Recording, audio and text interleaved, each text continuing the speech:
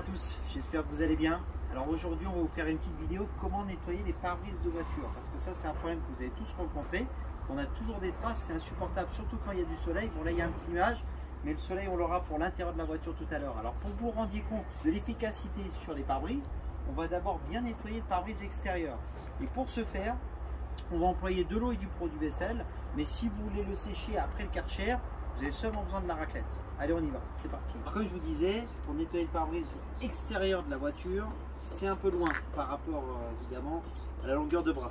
Donc là, pour ceci, vous pouvez vous adapter directement sur le mouilleur la rallonge. Alors la rallonge 3 parties, comme vous avez pu le voir, elle s'adapte, comme son nom l'a dit, en 3 fois. Hop. Et vous avez juste à visser. Alors là, l'avantage, c'est que vous allez pouvoir aller travailler sur le côté du véhicule directement sur le pare-brise. Alors la seule chose que je vous déconseille, c'est pas faire comme moi, c'est d'éviter de le faire en plein soleil. Parce que là, on a mis de l'eau et du produit vaisselle. Le problème, c'est qu'en plein soleil, ça sèche très vite.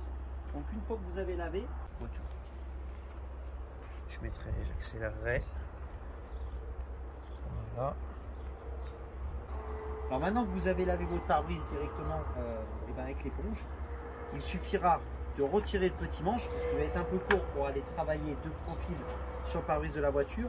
Je rappelle que vous pouvez adapter n'importe quel manche à balai que vous avez déjà à la maison, par exemple sur le balai brosse. Donc pas besoin d'acheter une deuxième rallonge, ça ne servira strictement à rien. Et avec le petit modèle, regardez, vous allez pouvoir aller travailler jusqu'au bout du pare-brise en restant de côté. Alors pour cette opération-là, je vous conseillerais quand même de retirer le réservoir pour gagner de l'épaisseur. Vous le retirez, vous le mettez de côté, évitez de le faire tomber, c'est mieux. Comme ça va être beaucoup plus facile à aller travailler sur le pare-brise.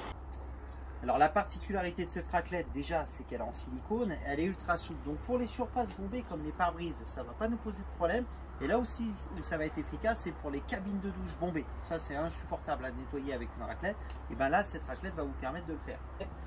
Alors il suffira de rester de côté sur le côté de la voiture. Vous appuyez légèrement pour que le silicone épouse la surface. Et là, vous ramenez vers vous. Là, vous allez vous apercevoir que vous allez avoir un séchage absolument parfait sur votre pare-brise de voiture. Ça va être nickel, ça va être parfait. Maintenant qu'on a lavé l'extérieur, on va vous montrer le plus dur. C'est quoi? C'est l'intérieur du pare-brise. L'intérieur du pare-brise, ça c'est le plus dur. On va vous montrer tout de suite.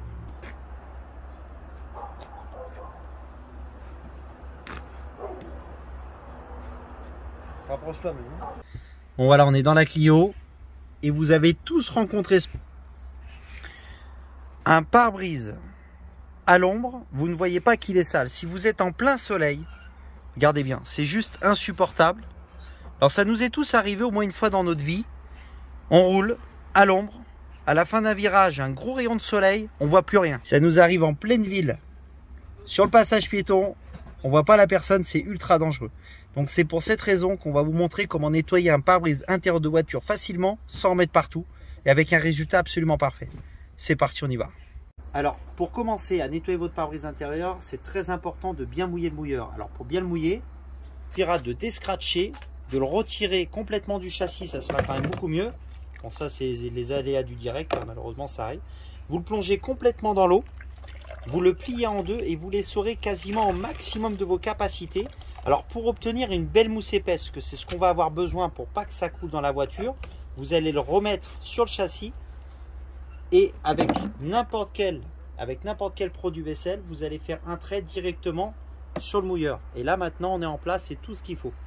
Alors pour nettoyer l'intérieur de votre voiture, vous aurez besoin quand même d'un chiffon pour pouvoir essuyer votre raclette, du mouilleur qu'on a au préalable mouillé avec le produit sel comme vous avez pu le voir.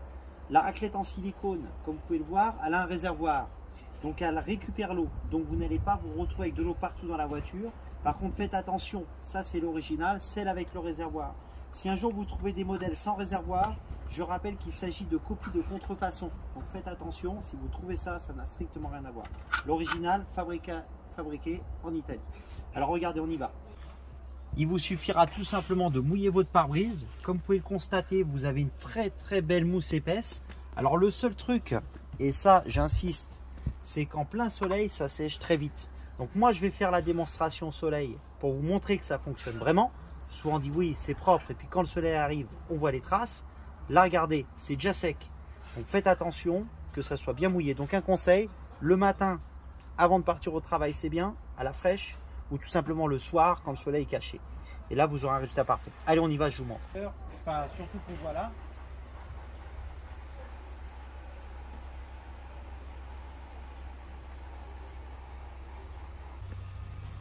Alors, il vous suffit de poser. Alors, contrairement à ce que vous pensez, il ne faut pas partir d'en haut, sinon le manche va vous bloquer avec le tableau de bord.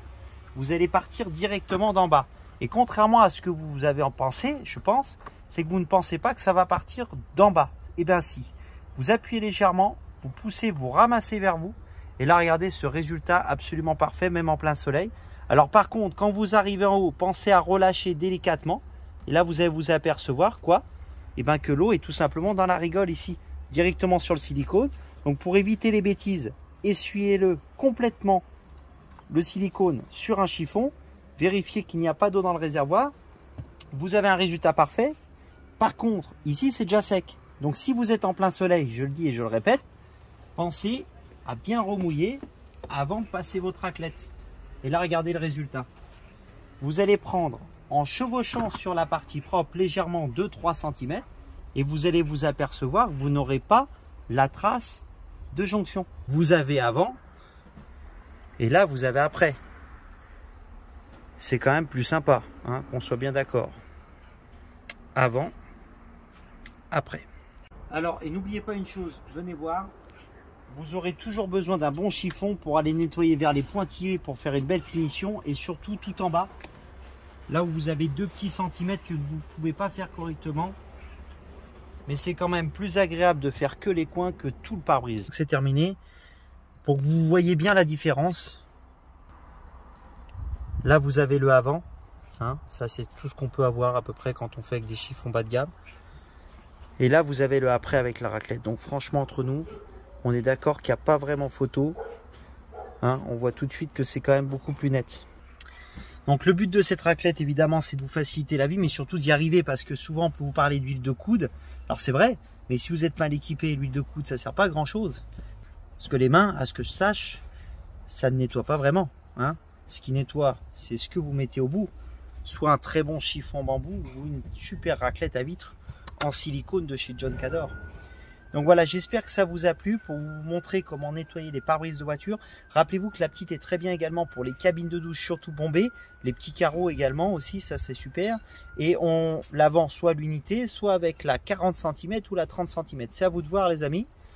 N'oubliez pas une chose, c'est de partager et de commenter. N'oubliez pas que ce n'est pas une arnaque. John Cador, c'est moi.